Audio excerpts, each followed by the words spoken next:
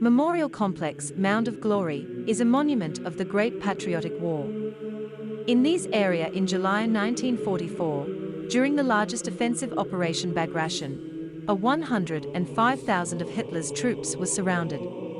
It was called Minsk Kettle. The defeat of this group ended on July 11th and was another decisive step towards the liberation of Belarus. The construction of the Mound of Glory, which began in November 1967, has become a national affair. Thousands of people considered it their duty to make their contribution and brought here a handful of land. The memorial was created by an authors collective consisting of a national artist, sculptor A. Bembel, sculptor A. Artimovich, architects O.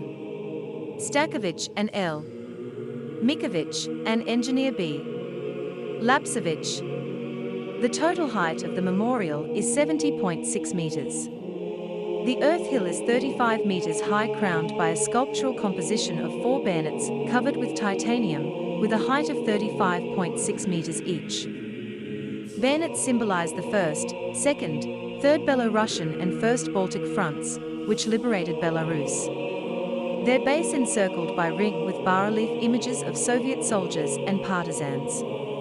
On the inner side of the ring, made in the technique of mosaic, the text "Glory to the Soviet Army, Liberation Army." In addition, the base of the obelisk is decorated with images of the orders of the Patriotic War and Glory. From the foot of the mound, 2 concrete staircases lead to the monument, each has 241 steps. The opening of the Mound of Glory was held in 1969.